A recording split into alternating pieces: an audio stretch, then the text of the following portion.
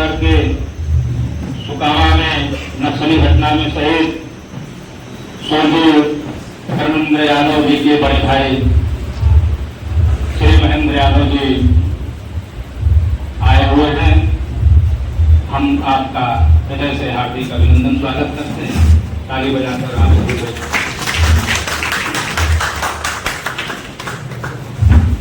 बहुत ही दुखद होता है जब किसी भी परिवार का मुखिया या कमाने वाला व्यक्ति जो है काल के गाल में समा जाता है। तो यह बड़े ही गौरव की बात होती है कि देश की रक्षा करते हुए जब कोई हमारा वीर सपूत शहीद होता है तो हम उसे दिल से सलामी पेश करते हैं। आज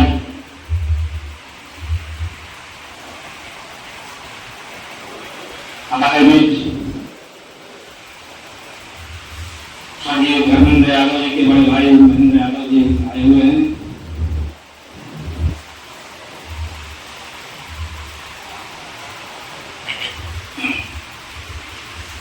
और आप कल्पना कर सकते हैं कि इस परिवार पर वो क्षण कैसे बीता होगा। हम बहुत ही आभारी हैं कि हमारे जो देश के नागरिक हैं वो परिवार है जो अपने बच्चों को सेना में भर्ती होने के लिए, सशस्त्र बलों में भर्ती होने के लिए यह जानते हुए भी कि कभी भी मेरा बेटा जो है गोली का शिकार हो सकता है और सीना चौड़ा करके वो देश की सेवा करने के लिए सेनाओं में और सशस्त्र बलों में भेजते हैं।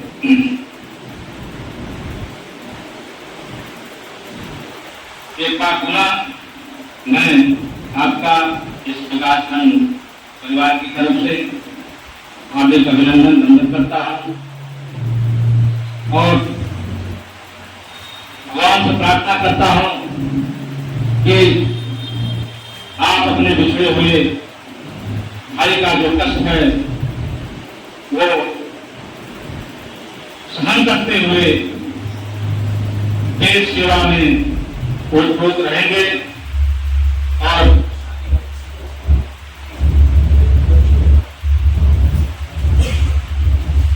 कभी भी उनके परिवार के आश्रितों को किसी प्रकार से दुखी नहीं होने देंगे। उनके परिवार के आश्रितों का पालन पोषण भी प्रसन्नतापूर्वक करते रहेंगे ताकि वो भी देश के सेवा में सम्मान के साथ आगे बढ़ते रहें। इसी के क्रम में मैं अपने विकास खंड के आदरणीय खंड विकास अधिकारी महोदय से अनुरोध करूंगा कि आप आदरणीय महेंद्र यादव जी का माल्यार्पण एवं अंग वस्त्र प्रदान कर स्वागत करें।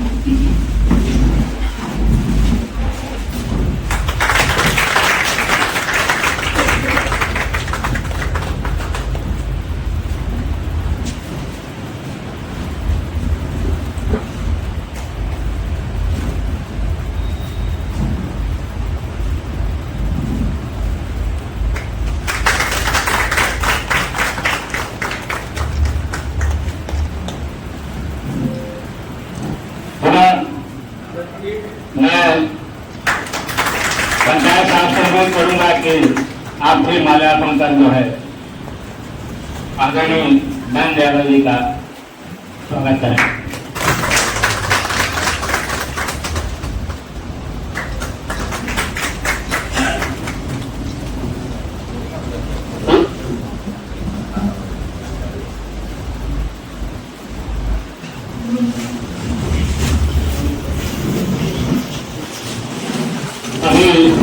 आपने देखा कि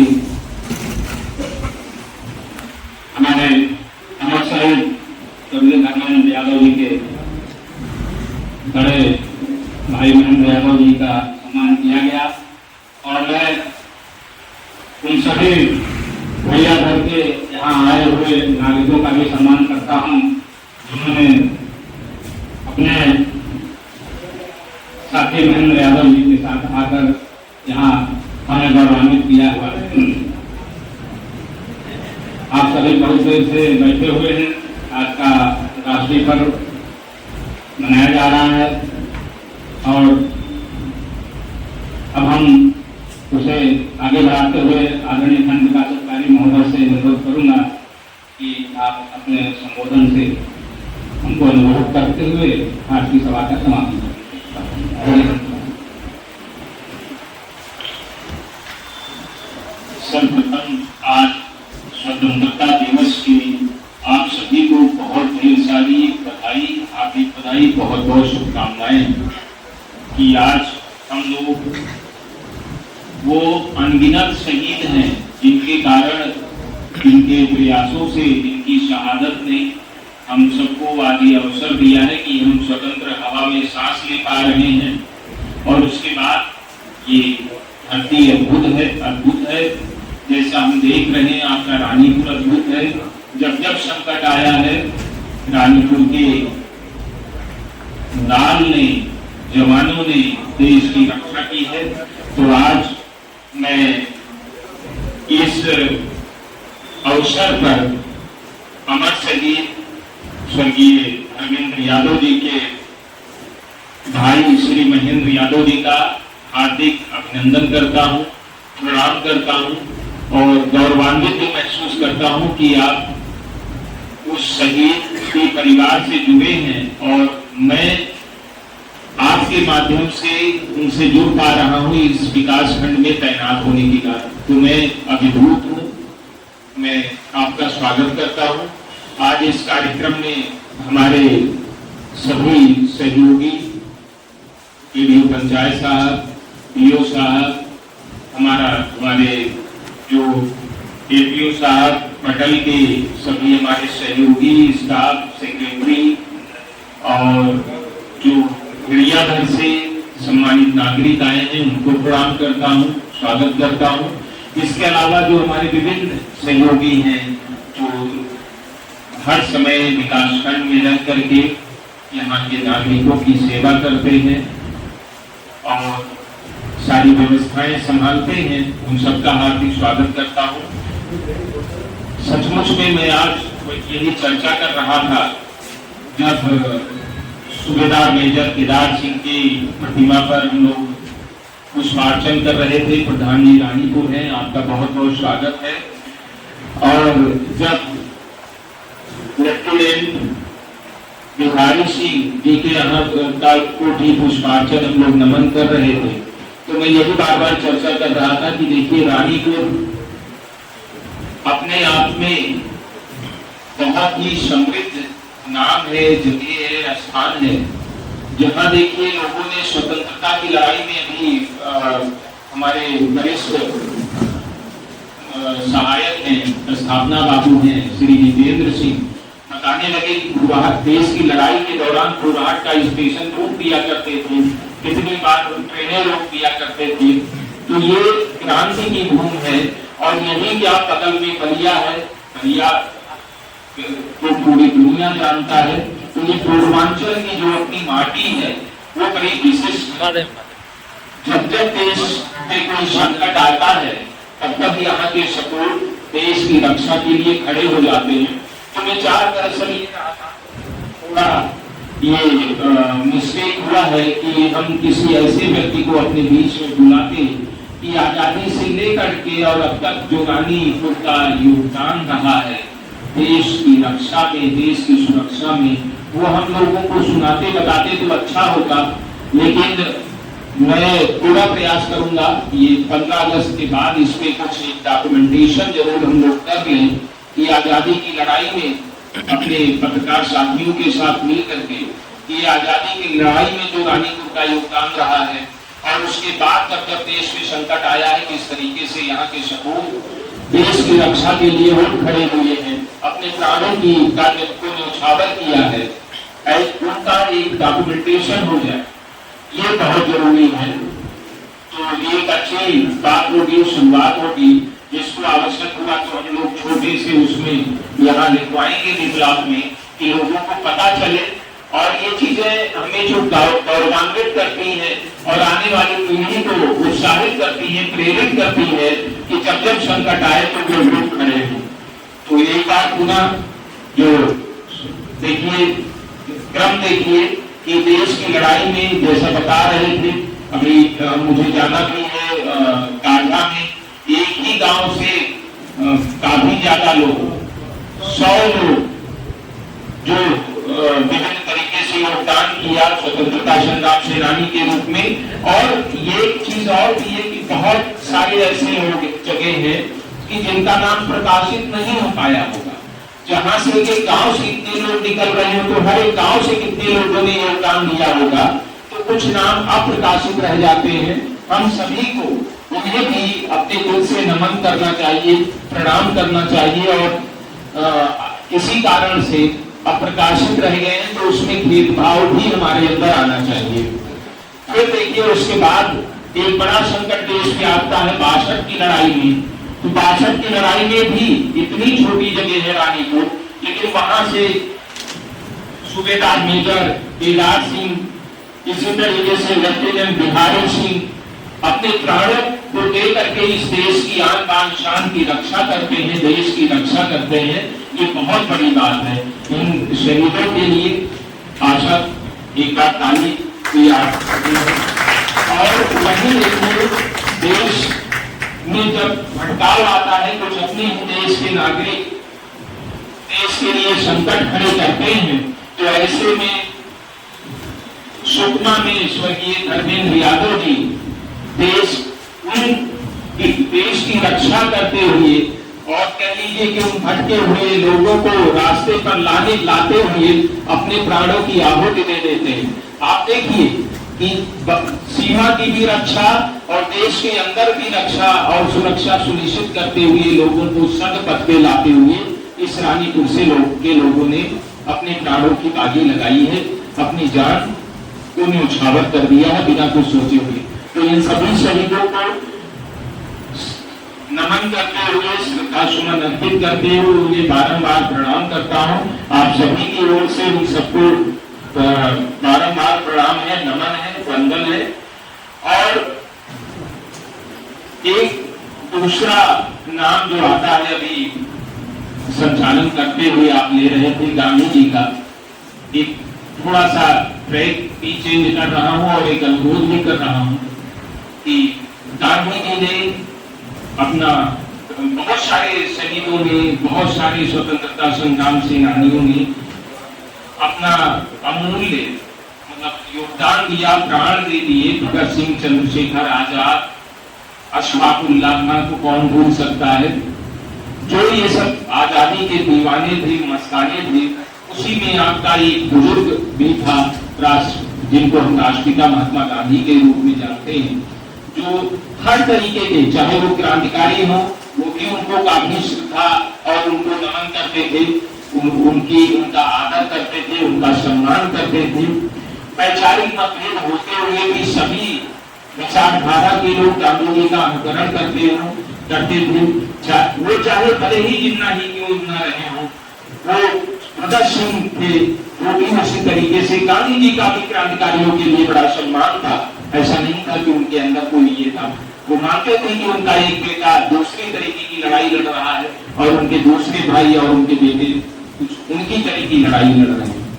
लेकिन गांधी जी ने और सभी स्वतंत्रता संग्राम सेनानियों ने एक सपना जो देखा था, देश को उस पथ पर ले जाने की जरूरत है।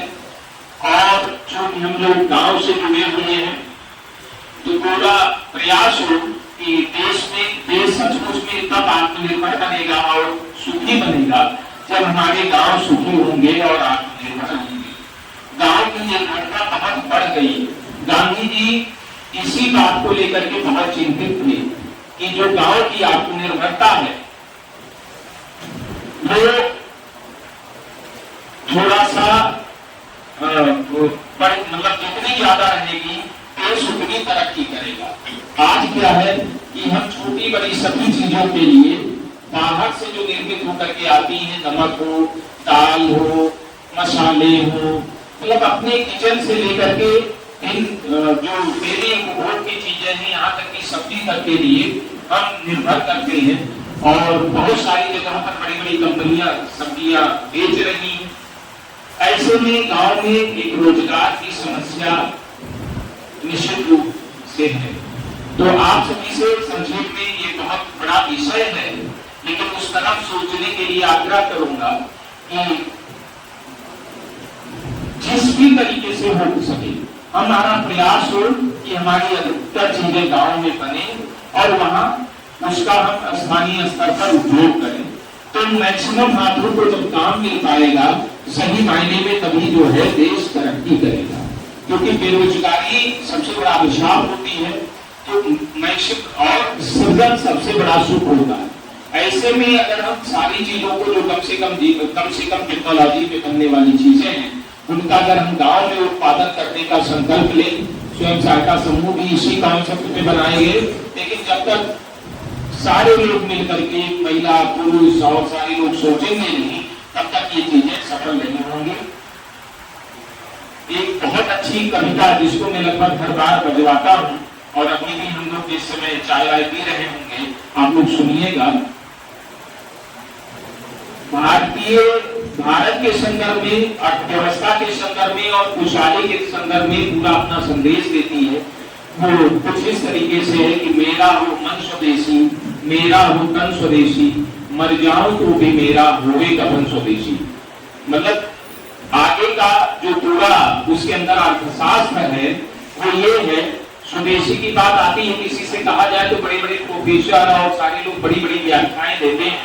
अभी देखिए स्वदेशी पे घंटों लोग सेमिनार देंगे, बड़ी बड़ी किताबें लिखी गई हैं, लेकिन उसकी जो लाइनें हैं मुझे बड़ा प्रेरित करती है कि जो गांव में बना हो, जो गांव में खपा हो, अर्थात गांव में खप जाए, जो गांव को बसाए वह चीज है स्वदेशी।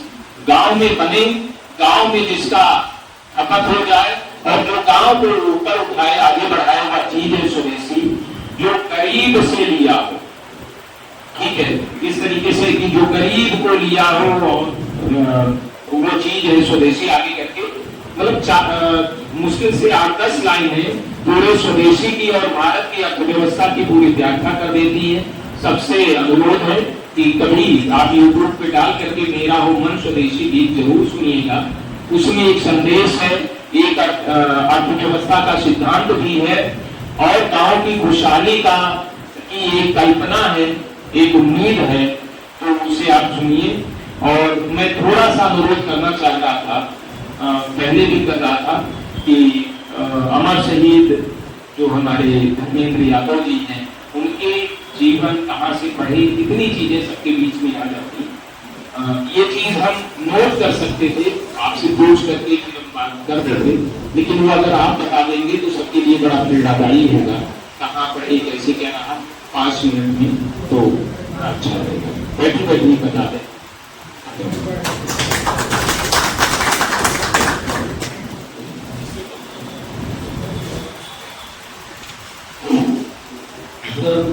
वो तो राष्ट्रीय इंटर कॉलेज अपने गांव में प्राइमरी जो 8 तक अपने गाँव पढ़े, और यहाँ राष्ट्रीय में 8 से पढ़े इंटर में, और BA की वो दुर्गापुर से।